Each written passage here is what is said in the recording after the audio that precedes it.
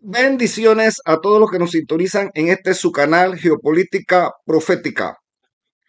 Vamos a hacer un estudio sobre Hebreos capítulo 9 y verso 12 dentro del contexto de la epístola a los Hebreos. En días pasados, el profesor Cristian Blanco, a través de su canal Metanoia, pretendió refutar al pastor adventista Walter Bates acerca de la interpretación que da la Iglesia Adventista sobre el ministerio sumo sacerdotal de Cristo y la obra de purificación del santuario que encontramos en el libro de Hebreos y muy especialmente lo que señala Hebreos capítulo 9 y verso 12. Vamos a ver qué dice el capítulo 9 del libro de Hebreos, el versículo 12.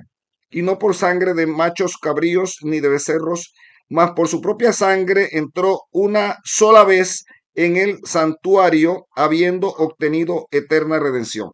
Bueno, el profesor Cristian dice que Cristo inició su ministerio sumo sacerdotal purificando el lugar santísimo y entró en ese lugar santísimo, o sea, el segundo departamento del santuario, una vez ascendió al cielo.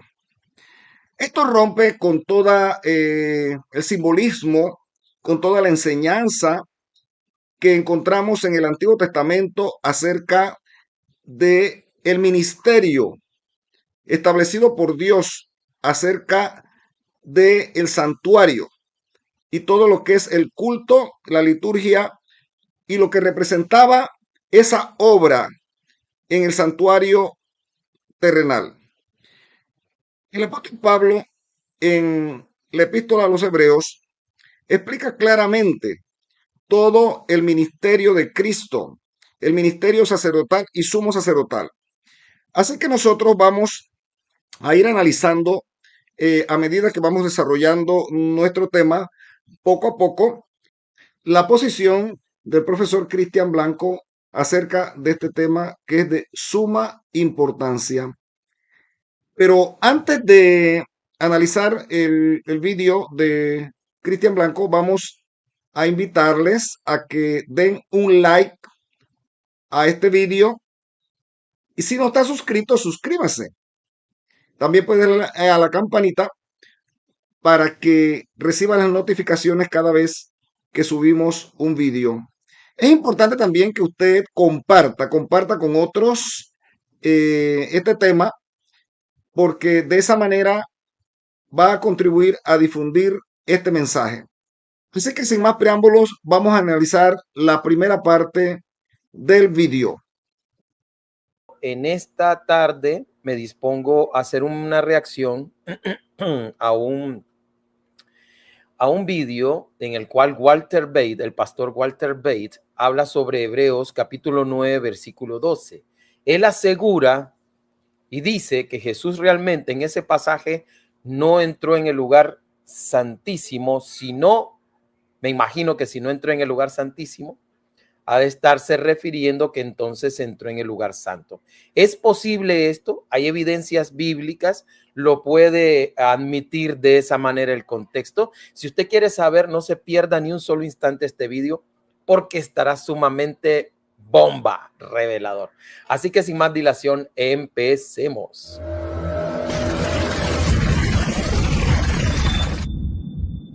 Ahora él pasa a exponer los comentarios de el pastor Bates, donde el pastor Bates indica que la nueva versión internacional bíblica vierte Hebreos 9:12 como que Jesús entró en el lugar santísimo.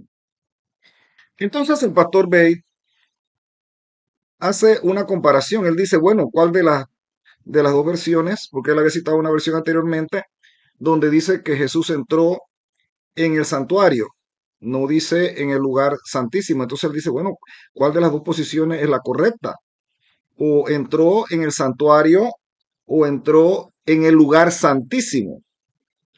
Entonces él indica que Esto a él, según su opinión, es algo deshonesto de parte de los que elaboraron la Biblia Nueva Versión Internacional.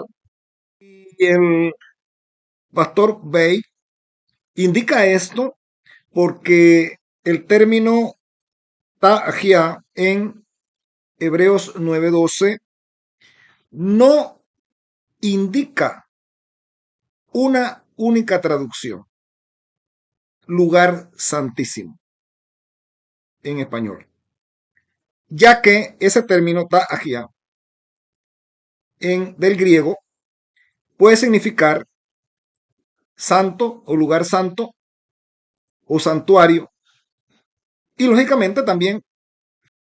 Entonces, ¿cuál es el término que se debería de poner allí en Hebreos 9:12 en la traducción? Habría que ir al contexto y esto lo admite el profesor Cristian. Tendríamos que ir al contexto. Pero el profesor Cristian se mete en una especie de crítica hacia el pastor Bate, donde pues le dice que, o sea, él señala que el pastor Bate está diciendo como que son deshonestos los que hicieron la Biblia de la nueva versión internacional.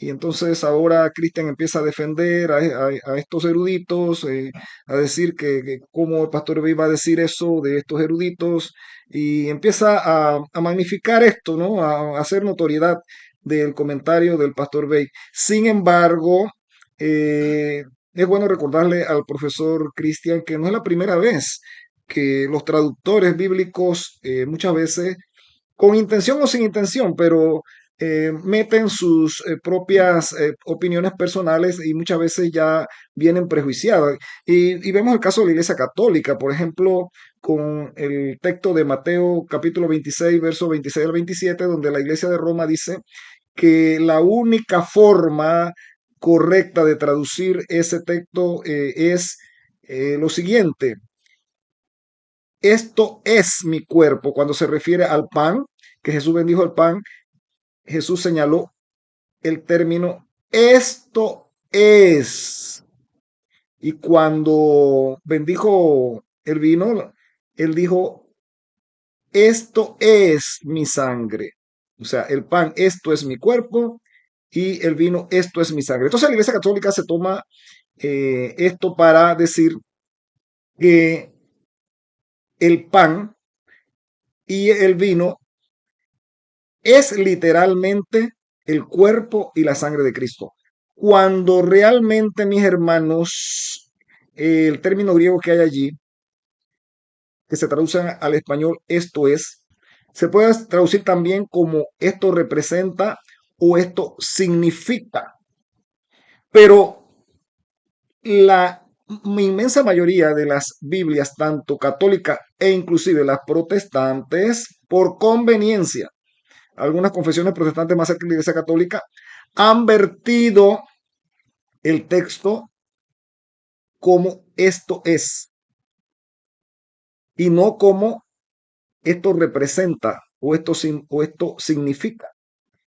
Vemos, por ejemplo, la Biblia de los Testigos de Jehová, la versión del Nuevo Mundo, que a pesar pues de ya ustedes saben cómo es esta Biblia, sí traduce allí en Mateo 26, del 26 al 27, de una manera correcta. Esto representa.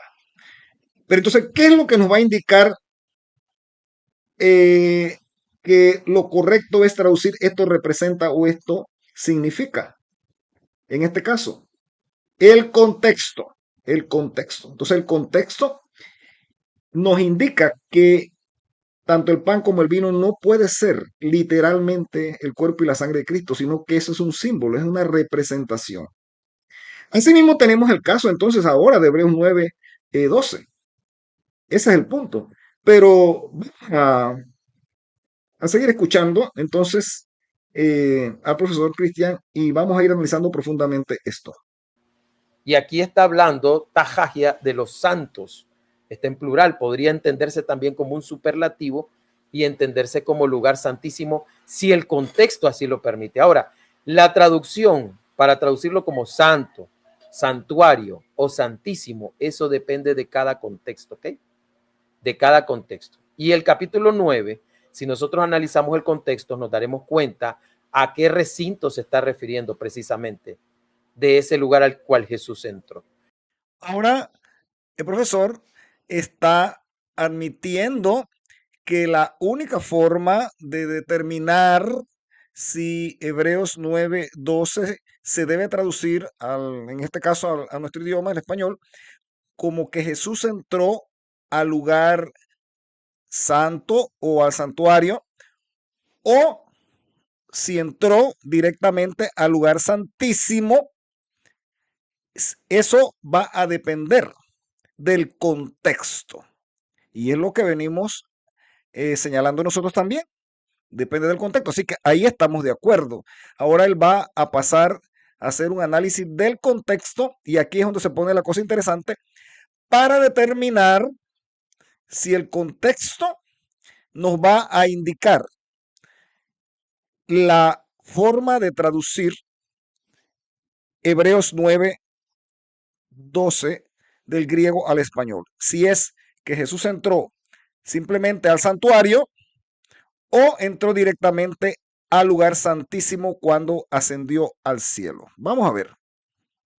Ahora, continuemos con nuestro análisis para que podamos sacarle el mayor provecho a este análisis, a este estudio. Sigue diciendo acá, y continúenme, síganme con el estudio. Sigue diciendo acá. Tras el segundo velo estaba la parte del tabernáculo llamada el lugar santísimo, el cual tenía un incensario de oro, el arca del pacto cubierta de oro por todas partes, en la que estaba una urna de oro que contenía el maná, la vara de Aarón que reverdeció y las tablas del pacto. Y sobre ella los querubines de gloria que cubrían el propiciatorio, de las cuales cosas no se puede ahora hablar en detalle. Y así dispuestas estas cosas, en la primera parte, observen bien, en la primera parte, dice ahí, del tabernáculo entran ¿quiénes? Los sacerdotes continuamente. ¿Quiénes son los que entran en la primera parte o llamada, según el contexto, el lugar santo? Entran los sacerdotes continuamente, los sacerdotes, ¿ok?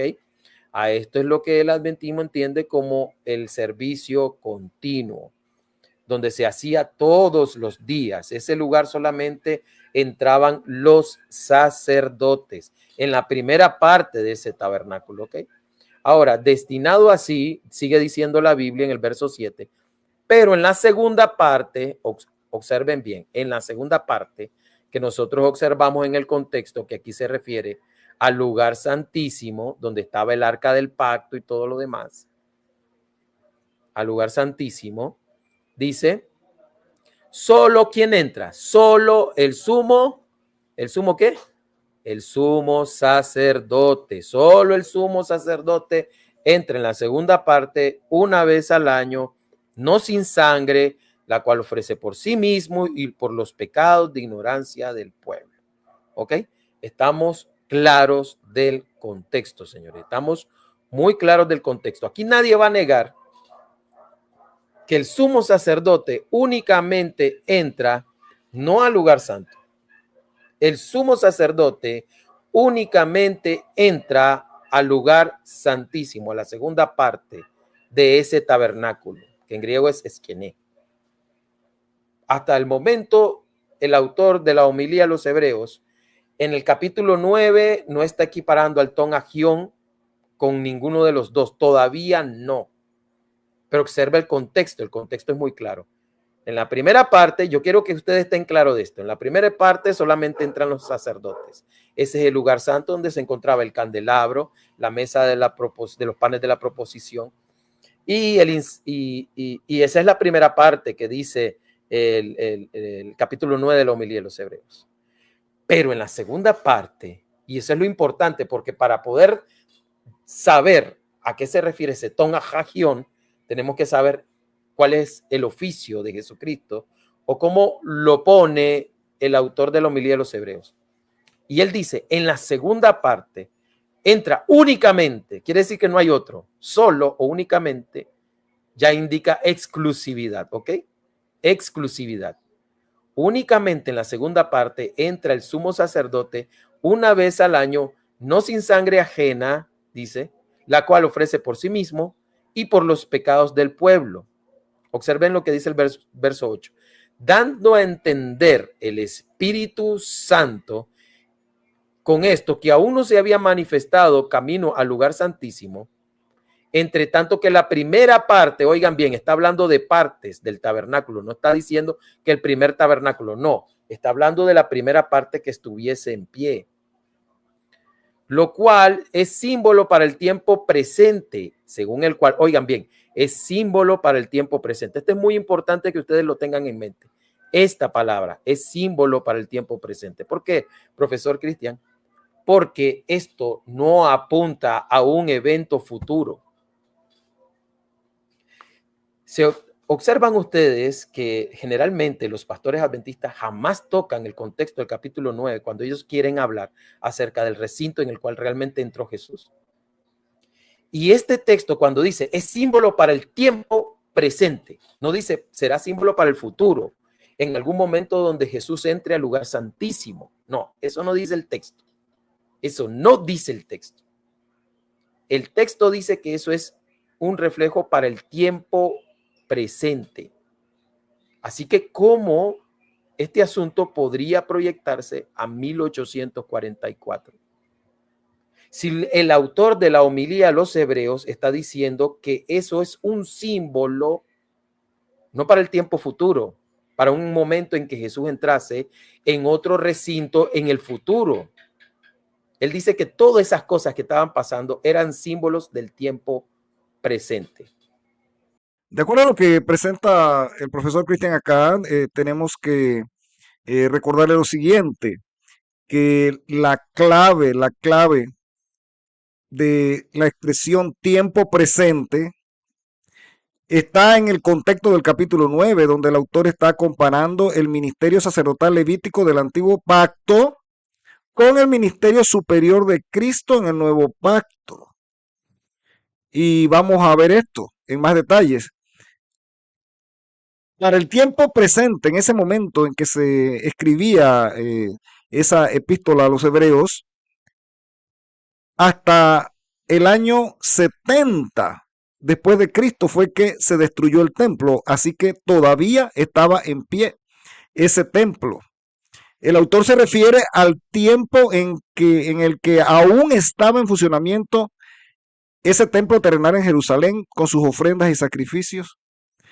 Y en este caso, tiempo presente, la expresión tiempo presente del griego kairo enestekos, se refiere al tiempo contemporáneo al autor, o sea, al escritor de Hebreos, antes de la destrucción del templo en el año 70.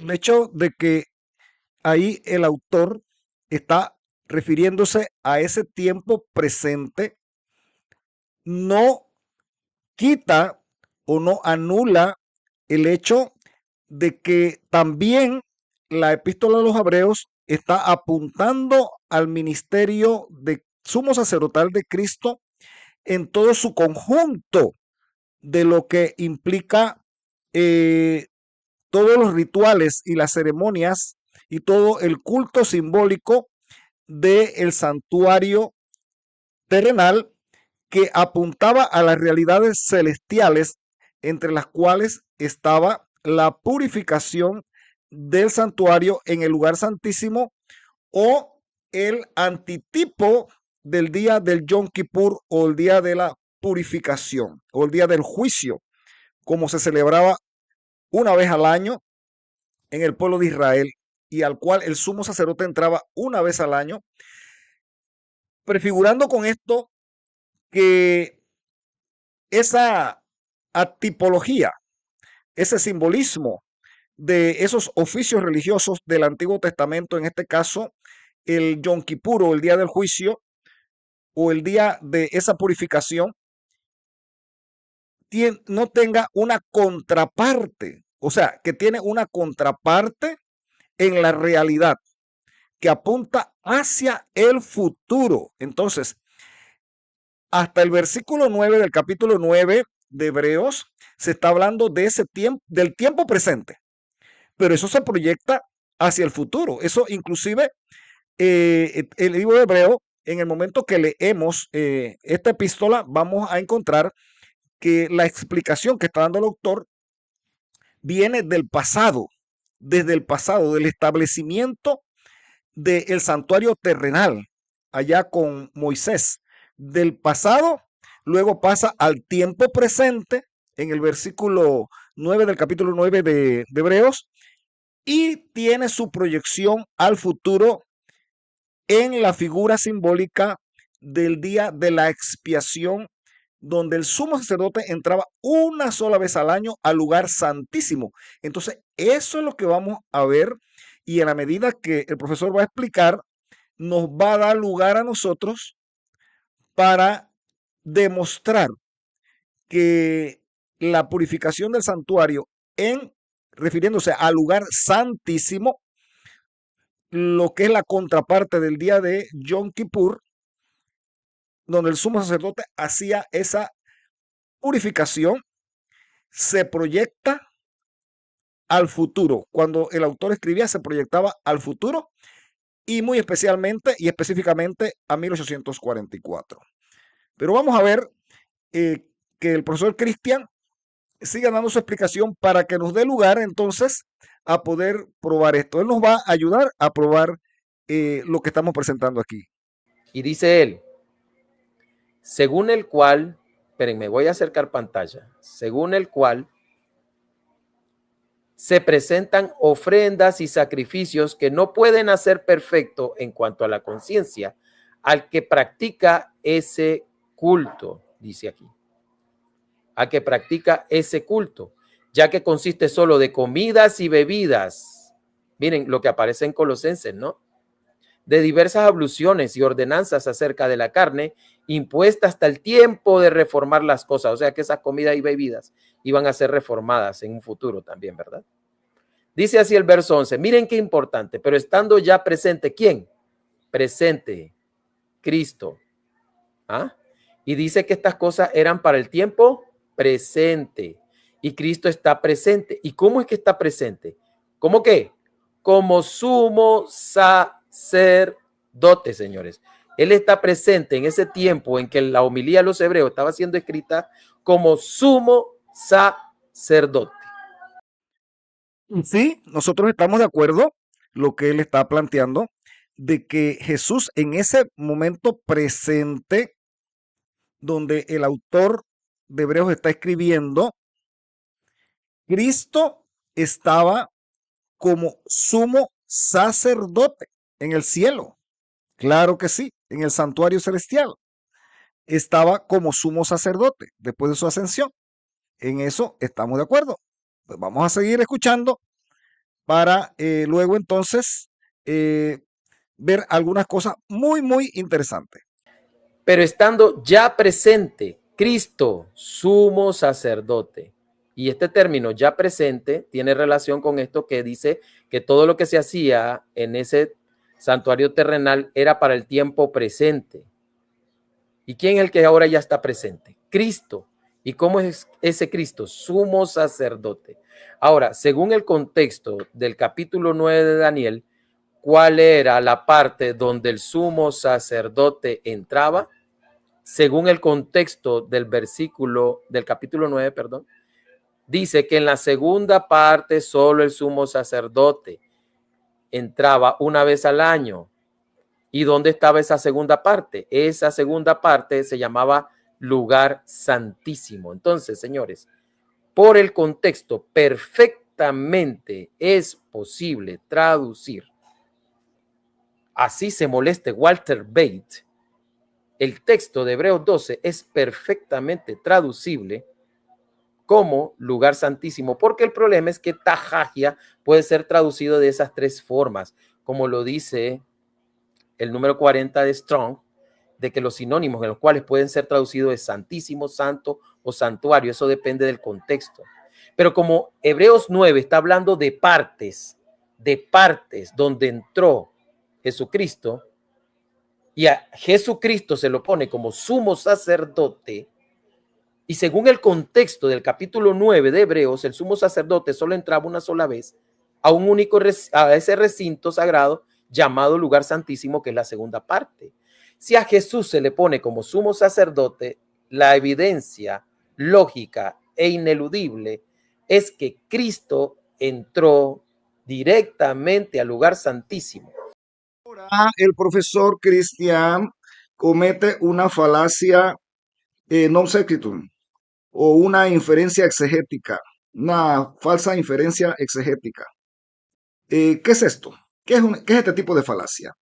Se comete cuando se saca una conclusión que no se sigue lógicamente del texto premisa. Cuando él comete esa falacia, él indica que la expresión tiempo presente implica que Cristo ya está en el lugar santísimo. Eso es lo que él dice. Pero el texto no implica eso. El autor del texto dice que los rituales eran símbolos válidos aún para enseñar en ese tiempo. No que Cristo ya había pasado al lugar santísimo. Ese no es el tema de ese capítulo. Ese no es el tema de ese capítulo. Eso no es lo que se está enseñando allí, sino que todo lo que el autor ha escrito es, son símbolos y son rituales tomados del servicio levítico en el templo terrenal y que son aplicables a aspectos espirituales, pero no está enseñando de que Cristo pasó directamente al lugar santísimo. Eso es una falacia.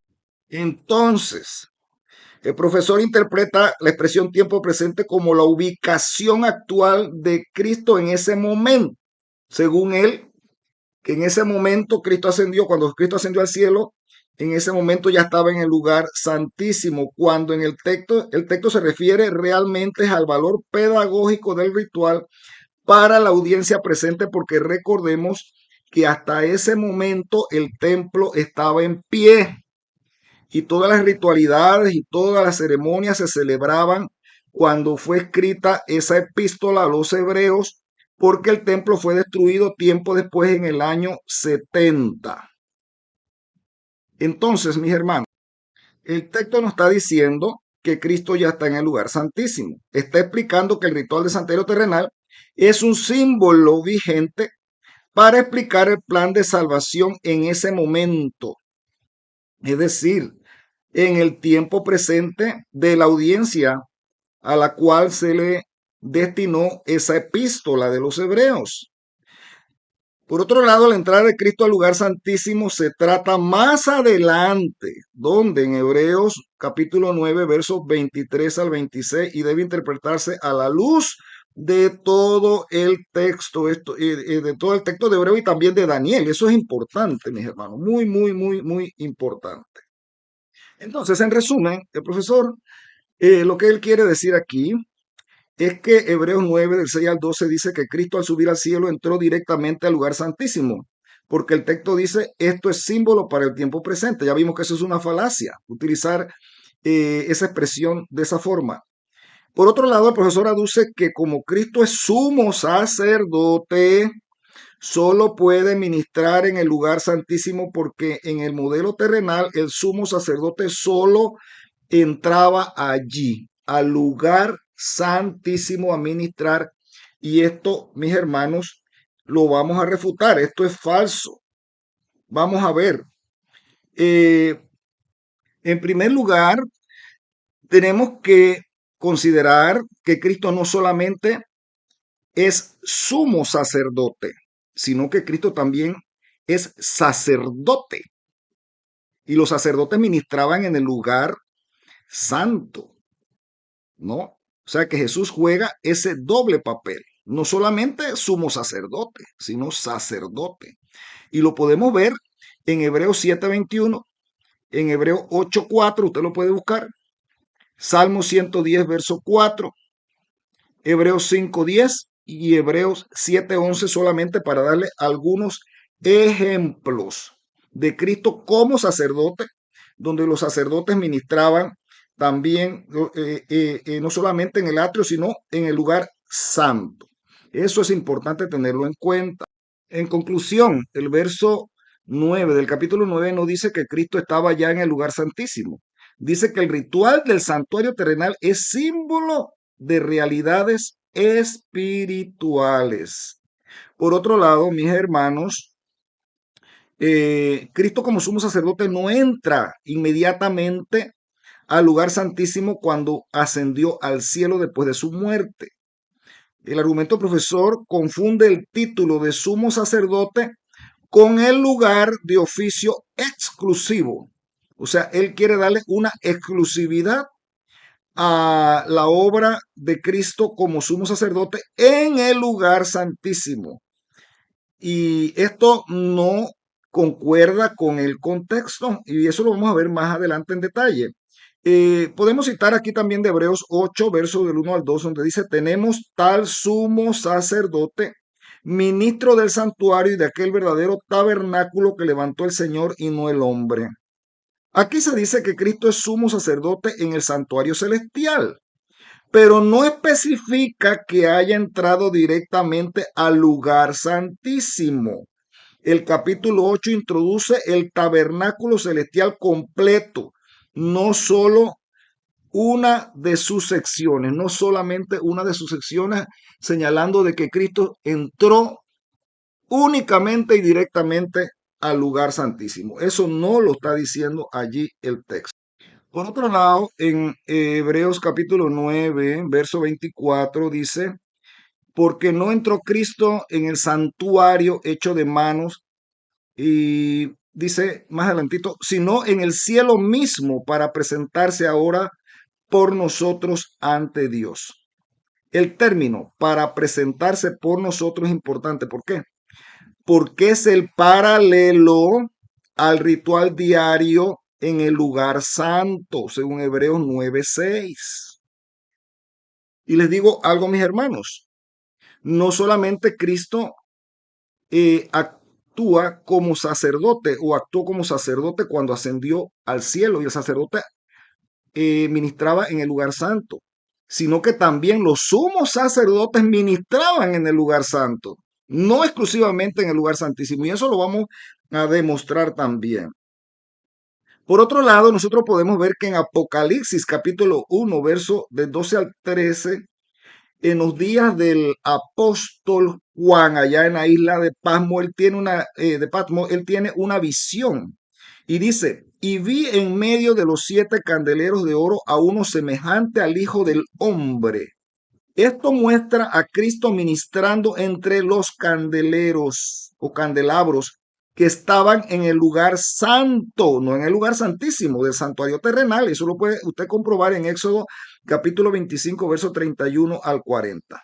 Esto se refiere al ministerio de Cristo desde su ascensión.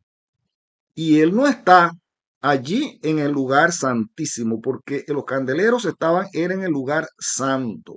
Por otro lado, en Apocalipsis 8, versículo 3 al 4, Juan tiene otra visión acá y dice, otro ángel vino entonces y se paró ante el altar con un incenciario de oro.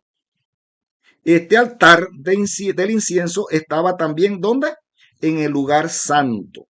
La escena corresponde a la intercesión continua de Cristo antes del juicio en el lugar santísimo, antes del juicio en el lugar santísimo, y no al día de la expiación que representa el lugar santísimo, como hemos dicho.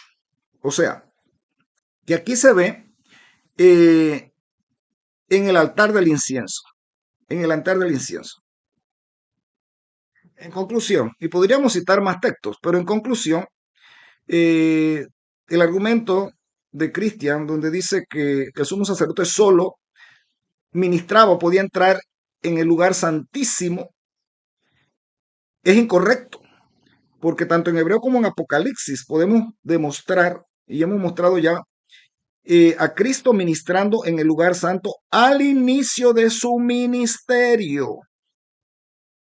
Por otro lado, él dice que pues, los sumos sacerdotes solamente ministraban en ese lugar santísimo, como lo señalamos anteriormente. Sin embargo, eh, eso no es cierto.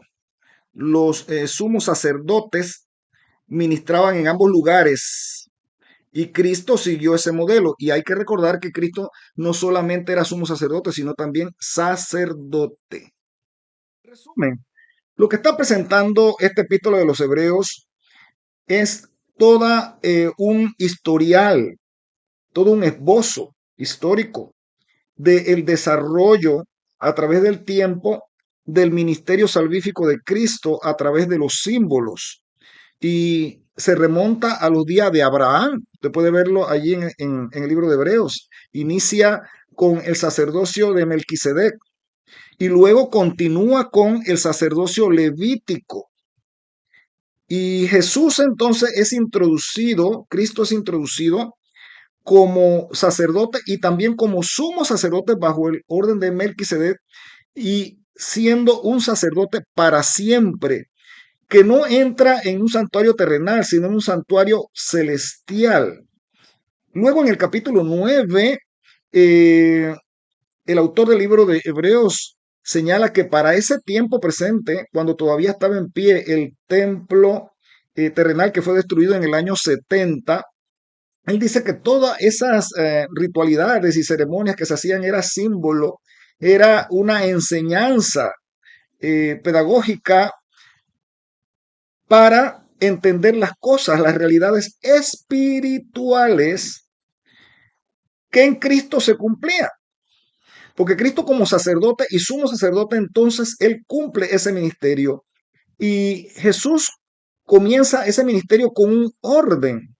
Cristo es el Cordero, eso lo presenta ahí el libro de Hebreos, el Cordero que es sacrificado en el atrio, que estaba simbolizado en el santuario terrenal como el altar del sacrificio.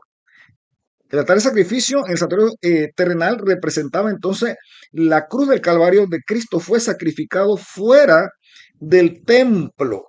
Pero una vez que Cristo es sacrificado como cordero, entonces Jesús ahora asciende al cielo una vez resucitado como sacerdote, pero también como sumo sacerdote. Y lógicamente los sacerdotes ministraban en el lugar santo en primera instancia. Y luego, más adelante, al final, eh, el sumo sacerdote, en este caso Cristo Jesús, iba a ministrar en el lugar santísimo, tal como era la figura en el Antiguo Testamento. Así que entonces, mis hermanos, esto es lo que está enseñando eh, el autor del libro de Hebreos. Está proyectándose al pasado, o sea, está haciendo un esbozo histórico de el pasado, del presente y del futuro del ministerio salvífico de Cristo Jesús. Y según el libro, el versículo 12 de la homilía del capítulo 9 de Hebreos, observen bien, ¿a qué entró Cristo?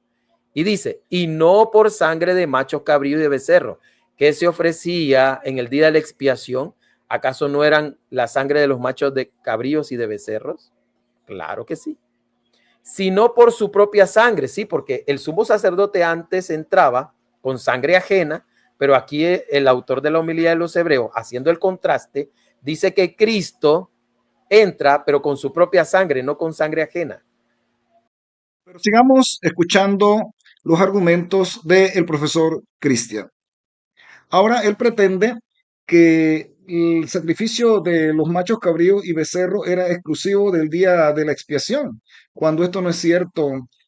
Además que, como ya señalamos, el sumo sacerdote no solamente esto ejercía en el lugar santísimo, sino que también ejercía en el lugar santo, y eso lo vamos a probar, además de que se indica claramente que Jesús no solamente era sumo sacerdote, sino también sacerdote, o sea que los sacerdotes eh, ministraban en el lugar santo. Y como sumo sacerdote, entonces Jesús iba a ministrar en un futuro en el lugar santísimo, como vamos a ver más adelante. Entró, dice, entró tiempo pasado. ¿Saben que en el texto griego el verbo entró se encuentra, el verbo entró se encuentra en aoristo? Eso indica una acción ejecutada claramente en el pasado. Entró. No es que entra cada rato, no es que entró una vez y volvió a entrar otra vez, no. Entró y remata con el término griego afapax, que significa una sola vez y para siempre. Y también está en tiempo del pretérito, es decir, pasado.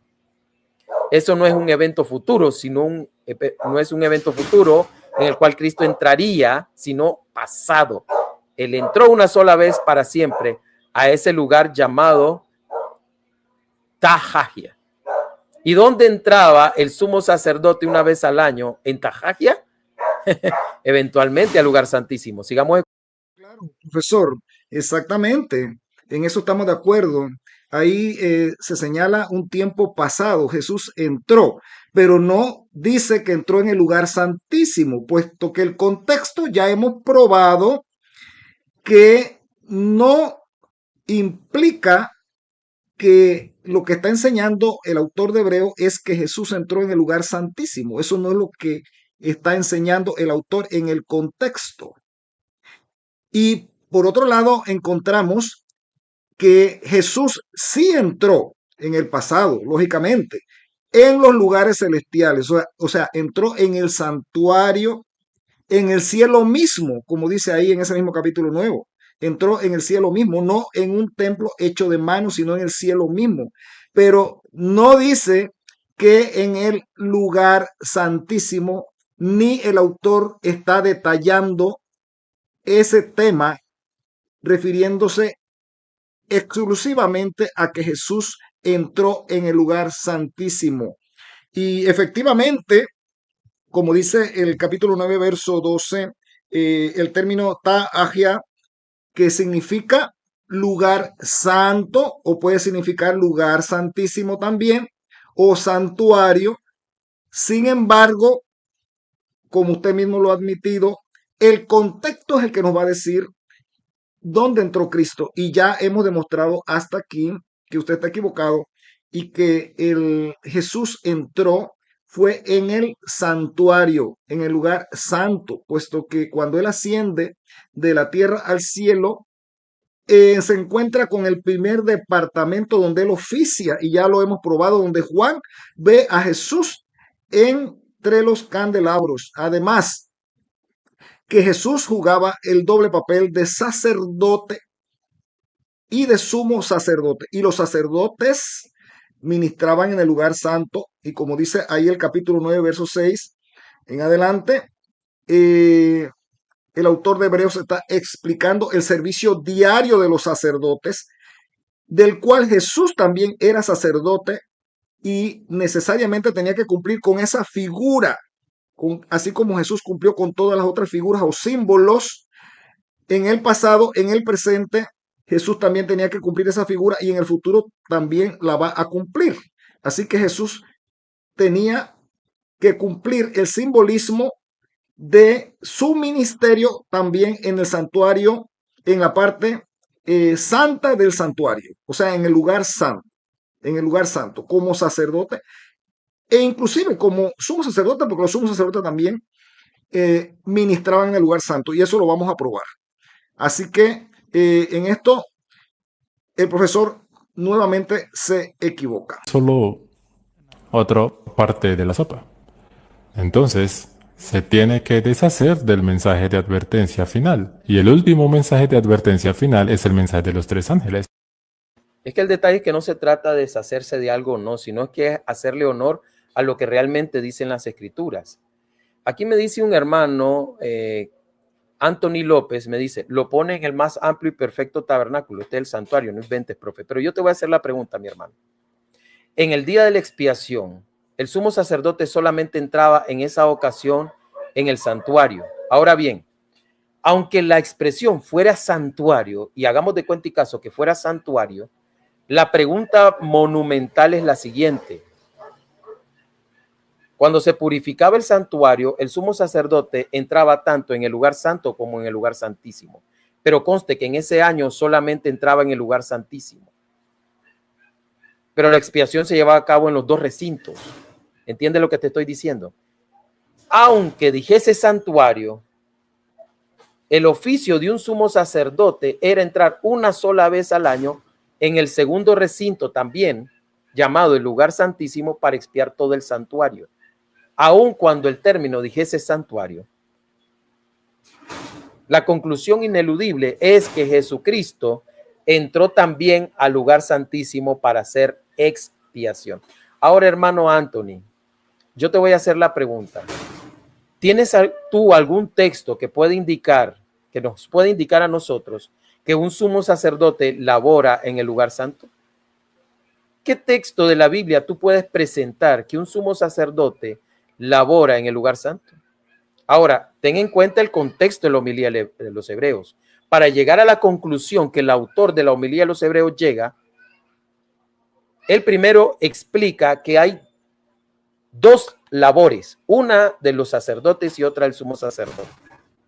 Y él claramente dice que los sacerdotes laboran en la primera parte y el sumo en la segunda, de ese tabernáculo que tú llamas. Cuando llega al punto que él quiere mostrar, ¿cómo presenta a Jesús? ¿Como sacerdote o como sumo sacerdote? Y si lo presenta como sumo sacerdote, hazte la pregunta, ¿dónde entraba el sumo sacerdote en el Ton Agión?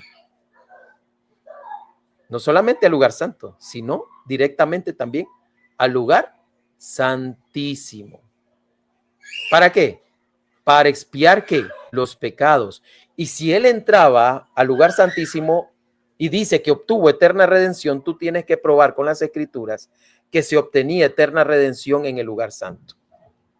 Cuando no lo creo así, porque al cierre del año se obtenía una redención capaz, total, así, solamente el día de la expiación.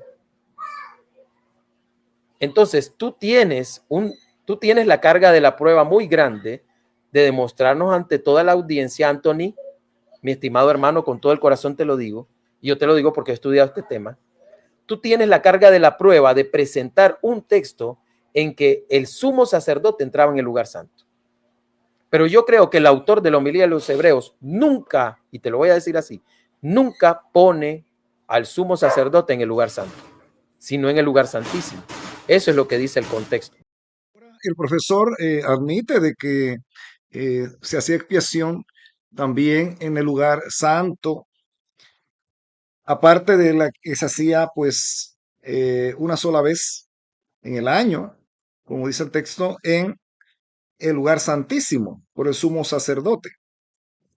Pero yo quiero recordarle al profesor Cristian que en el servicio diario Jesús también tuvo que cumplir esa etapa, porque en toda la figura, todo el simbolismo, la hilvanación que lleva todo el ritual, el ceremonial del oficio del sacerdote y de los sumos sacerdotes llevaban un orden. Y Jesús no se iba a saltar ninguna de esas etapas. Jesús cumplió cada una de las etapas, incluyendo la de la figura del sacrificio como Cordero de Dios en el altar del sacrificio que estaba en el atrio del tabernáculo, o sea, en el patio. Jesús entonces cumple esa etapa cuando muere en la cruz del Calvario. Se encuentra el tipo con el antitipo, o sea, el símbolo con la realidad que es Cristo, que fue sacrificado en la cruz del Calvario. Jesús no se salta ninguna etapa. Él, luego que asciende al cielo, cumple con la otra etapa, que era hacer la expiación en el lugar santo como sacerdote, porque también Jesús era sacerdote, no solamente sumo sacerdote. Jesús entonces también cumplió con la realidad. Fue el antitipo de los tipos de los servicios diarios en el lugar santo. Eso está claro en el libro de Hebreos y está claro en las Sagradas Escrituras. El ministerio de Cristo, sacerdotal. Ahora el profesor le solicita aparentemente a un hermano adventista que le pruebe contextos bíblicos, lógicamente, que el sumo sacerdote oficiaba también en el lugar santo, que le muestre esa prueba. Pues nosotros se la vamos a mostrar aquí, vamos a mostrársela. Efectivamente, el sumo sacerdote no solamente ministraba el día de la expiación en el lugar santísimo, sino que el sumo sacerdote también diariamente o regularmente oficiaba en el lugar santo. Y eso tiene que tenerlo en cuenta el profesor y vamos a probarlo. Mire usted, aquí en Hebreos 9:6 dice, y así dispuestas estas cosas en la primera parte del tabernáculo entran continuamente los sacerdotes para cumplir los oficios del culto. Y recordemos que Jesús no solamente es sumo sacerdote, sino es sacerdote también. Aquí se dice que el servicio diario ocurría en la primera parte del tabernáculo, o sea, el lugar santo. ¿Los servicios qué? Los servicios diarios.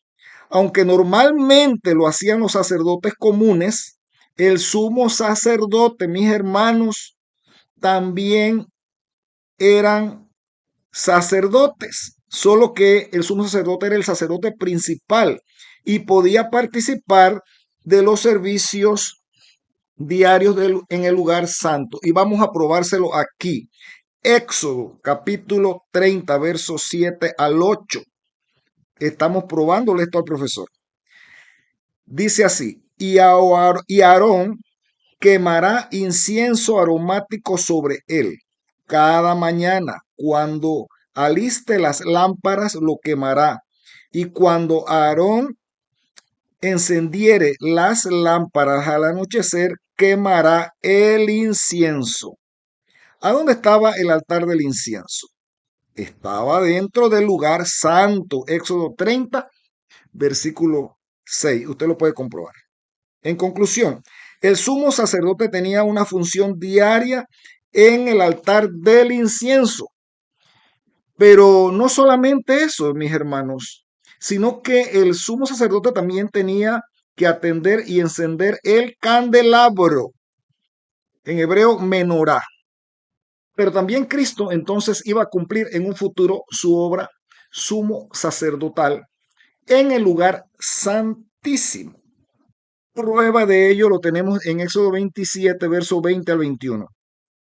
Harán arder continuamente lámparas desde la tarde hasta la mañana en el tabernáculo de reunión, fuera del velo que está delante del testimonio. La dispondrá Aarón y sus hijos. Puede leer usted detalladamente Éxodo 27, 20 al 21. Pero en Levítico 24, versículos 2 al 4, también señala lo siguiente, en esa misma línea. La dispondrá Aarón desde la tarde hasta la mañana delante de Jehová continuamente. ¿A dónde estaba ubicado el candelero o el candelabro? Estaba en el lugar santo, de acuerdo a Éxodo 26, versículo 35. En conclusión, mis hermanos, el sumo sacerdote debía encargarse de mantener el fuego encendido perpetuamente en la menorá, o sea, en el candelabro. Otra labor que hacía el sumo sacerdote en el lugar santo era cambiar los panes de la proposición. Levíticos 24, versículos 5 al 9. Leemos. Cada día de reposo se pondrán continuamente en orden delante de Jehová de parte de los hijos de Israel como pacto perpetuo y será de Aarón y de sus hijos. La ubicación. Los panes estaban sobre la mesa del pan de la proposición en el lugar donde, lugar santo. Éxodo capítulo 26, versículo 35. En conclusión, mis hermanos, cada sábado el sumo sacerdote cambiaba los 12 panes y comían los anteriores, o sea, los anteriores panes del cambio, junto a sus hijos, o sea, los sacerdotes en el lugar santo. ¿Quién? Aarón. Aarón. Por otro lado, también, mis hermanos, el sumo sacerdote podía participar y supervisar los sacrificios diarios. Vamos a ver Levíticos capítulo 6, versos 19 al 23. El sacerdote que en lugar de Aarón fuere ungido hará igual ofrenda, es estatuto perpetuo. Más adelante dice, toda será quemada, no se comerá. Y en Levíticos 10, versículos 8 a 9 dice, habló Jehová a Aarón diciendo, tú y tus hijos contigo no beberán vino ni sidra cuando entréis en el tabernáculo de reunión. Aunque los sacerdotes comunes ofrecían muchos de estos sacrificios, el sumo sacerdote participaba y supervisaba, y a veces él mismo los ofrecía.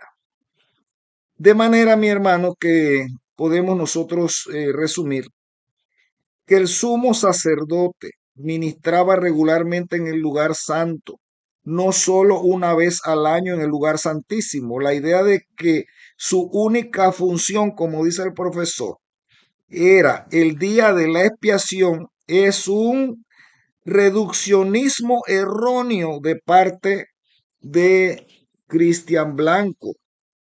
Y me admira que él como teólogo o como profesor, conocedor de estas cosas, pueda hacer este tipo de señalamientos y haya dicho, bueno, muéstreme un texto donde el sumo sacerdote eso no solamente ministraba en el lugar santísimo, sino también que ministraba en el lugar santo, cuando ampliamente eso está señalado allí en la palabra de Dios. Además, que hay que recordar que Jesús no solamente jugó la figura o juega la figura de sumo sacerdote, sino de sacerdote. Y como dijimos anteriormente, Dios es un Dios de orden. Después de la cruz, después que Cristo fue sacrificado, entonces seguía la siguiente figura simbólica en el santuario, que era entrar en el cielo mismo. Y el tabernáculo representaba el cielo. Y el primer departamento por donde tenía que ministrar y hacer expiación Cristo Jesús, de acuerdo al simbolismo de toda esa liturgia y culto levítico, era en el lugar santo. Entonces, esa tipología, ese símbolo tenía que encontrarse con el antitipo, o sea, con la realidad que es Cristo. En este caso, Jesús entonces, cuando ascendió al cielo, jugó su papel de sacerdote, también de sumo sacerdote, porque tanto sacerdotes como sumos sacerdotes eh, tenían un papel en el lugar santo, en el lugar santo, dentro del plan salvífico. Para luego entonces, en un futuro, pasar al lugar santísimo como sumo sacerdote. Y esto lo vamos a ver más en detalle con el asunto de las fiestas, de las festividades litúrgicas de el servicio levítico. Tenemos que recordar que Dios es un Dios de orden. Dios todo lo ha dado de una forma específica, una forma armónica, ordenada. Si seguimos la lógica del profesor Cristian Blanco y de otros más que están en su misma línea, entonces se haría un desorden de lo que Dios ha establecido en toda la tipología de la liturgia, el culto, las ceremonias, los rituales del santuario terrenal o del tabernáculo. Vamos a poner en contexto, mis hermanos, este asunto del orden del ministerio salvífico de Cristo en el contexto de las fiestas, de las festividades judías, donde está toda la tipología y el cumplimiento por fases del ministerio salvífico de Cristo. Y esto se fundamenta, mis hermanos, en que esas fiestas del Antiguo Testamento, ¿verdad? Que se centran en el santuario terrenal, eran sombras proféticas que apuntaban al plan de redención en sus distintas fases. Y por lo tanto no podía saltarse Cristo ninguna de estas fases, sino que Cristo iba a cumplir cada una de las fases. A continuación, mis hermanos, yo les voy a presentar eh, una, un resumen de todas estas fases de acuerdo a las festividades levíticas que Cristo cumplió, que no se saltó ninguna, sino que todo iba en un orden.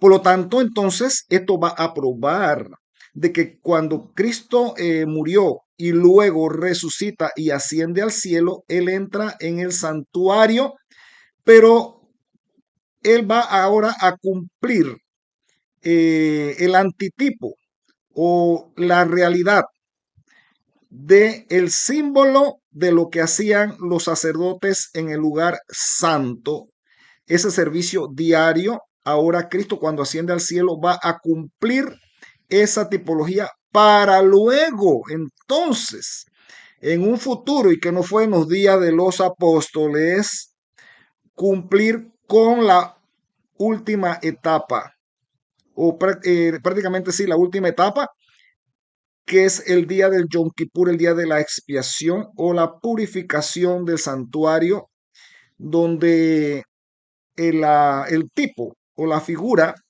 en el culto levítico señalaba que una vez al año el sumo sacerdote entraba en el lugar santísimo el día de Yom Kippur o el día de la expiación para efectuar esa purificación. Entonces ahora Cristo va a cumplir con esa fase también. Y todo va en su orden. Veamos en primer lugar en la fiesta de la Pascua, por ejemplo, el 14 de Nisan, de acuerdo al calendario judío. El significado tipológico es que Cristo fue el cordero inmolado por el pecado. Y él llevó una vida sin pecado. Y como un cordero inocente muere en el altar del sacrificio. La muerte de Cristo en la cruz. Y podemos ver textos claves como Juan capítulo 1, verso 29 y Primera de Corintios capítulo 5, verso 7. En el santuario terrenal, ¿dónde estaba la representación del sacrificio de Cristo en la cruz? Estaba fuera de el santuario per se, estaba en el atrio del santuario, o sea, en el altar donde se sacrificaban los corderos y los animales que representaban a Cristo Jesús. Esa parte representaba, de la liturgia, representaba la cruz de Cristo, la muerte de Jesús en la cruz. Y eso se hizo una realidad. El tipo se encontró con el antitipo, o sea, el cumplimiento de esa tipología se dio el 14 de Nisan, en la fiesta de la Pascua, cuando Cristo murió en la cruz. Fue el Cordero Pascual. Luego, mis hermanos, cuando Jesús es sepultado, dentro de esas mismas festividades se da la fiesta de los panes sin levadura. ¿Y qué simbolizaba la festividad de los panes sin levadura? Representaba a Cristo sepultado sin corrupción. Por eso es que los panes eran sin levadura, porque así estaban representando el cuerpo de Cristo sin corrupción. Y eso lo podemos ver en Hechos capítulo 2, verso 27 y 1 Corintios capítulo 5, verso 8, su cumplimiento. Se encuentra el tipo con el antitipo, el símbolo con la realidad. Ahora, cuando Jesús resucita, entonces viene lo que es la fiesta de las primicias con la resurrección de Cristo. O sea, la ofrenda de los primeros frutos. Esa tipología, ese símbolo de ofrenda de los primeros frutos representaba la realidad y se cumplió cuando Cristo resucitó como primicia. Y eso lo tenemos en Primera de Corintios, capítulo 5, verso 20 al 23. La fiesta de Pentecostés, que fue 50 días después de todo esto. 50 días después de todo esto. ¿Cuál era la tipología? La tipología era que era el inicio de la cosecha, la lluvia temprana. Esa era la tipología dentro de la liturgia levítica. Pero el cumplimiento, la realidad, entonces sería que el día de Pentecostés fue el derramamiento del Espíritu Santo y el inicio de la iglesia cristiana. Y hubo una gran cosecha de almas, una primera cosecha en esa ocasión. Y eso está en Hechos capítulo 2, versos del 1 al 4. También lo puede encontrar el versículo 16 al 18 y el versículo 33. Por otro lado, vemos la fiesta de las trompetas o de Tichiri. Esta fiesta de las trompetas, llamado al juicio, o sea, es un llamado al arrepentimiento, es un llamado al juicio, la fiesta de las trompetas. Y es una proclamación del juicio previo al día de la expiación, o sea, es una preparación, la realidad sería que es una preparación para el día del juicio, el día de la expiación. Y esto lo encontramos en Apocalipsis 14, versos 6 al 7 y Levíticos 23 al 24. Y esto se dio históricamente, mis hermanos, antes de 1844. Justamente se dio una proclamación del juicio con el movimiento milerita. Se dio este cumplimiento de un llamado al juicio. Y luego tenemos el día de la expiación, el día de Yom Kippur, donde el sumo sacerdote entraba una vez al año al lugar santísimo. Y este día de Yom Kippur, que significa juicio, significa purificación del santuario, es una purificación, un día de juicio del santuario, de purificación, se cumple en la realidad con el juicio investigador en 1844 en el santuario celestial, de acuerdo, mis hermanos, a Levíticos 16, capítulo 16, y también Hebreos 9, 23 al 26 y Daniel 8, 14, que es un tema que pudiéramos nosotros ampliar y tocar acá, ampliarlo para ir en detalles.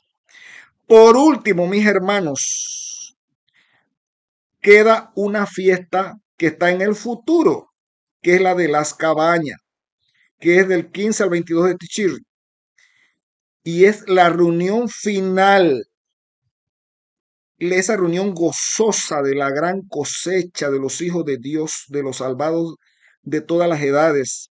Luego de que Cristo venga por segunda vez, se celebrará entonces en el cielo esa fiesta de las cabañas. ¿Y cuál es el cumplimiento? Será en la tierra nueva y la reunión de todos los redimidos con Dios. Esa es la fiesta de las cabañas futuras que tiene que cumplirse, que estaba en símbolo después del día de la expiación en el Antiguo Testamento, pero que ahora se va a cumplir con la segunda venida de Cristo y la tierra nueva y la reunión de todos los santos. Esto lo encontramos en Zacarías 14, 16 y Apocalipsis 21, versículo 3 al 4. Podríamos abundar en más textos y explicar esto más a profundidad, pero mis hermanos, mis amigos, creo que esto debiera ser suficiente para entender que Dios es un Dios de orden y no se salta, Dios no se anda saltando fases. Dios ha establecido los tipos, los símbolos, los rituales, las ceremonias para que tengan su cumplimiento con su antitipo, con la realidad en la obra ministerial salvífica de Cristo Jesús en cada una de sus fases ordenadas. Así que mis hermanos y amigos, con esto concluimos. Damos gracias a Dios por el tiempo que nos ha prestado para hacer esta presentación. Le hacemos un llamado a cada uno de ustedes para que se entregue a Cristo Jesús de todo su corazón y eviten las voces de sirena, las voces de engaños que hoy en día están llevando a muchos a extraviarse de la fe verdadera, que está establecida claramente en la palabra de Dios. Cristo viene pronto y es necesario que cada uno nos preparemos. Que el Señor te guarde y el Señor te bendiga. Amén.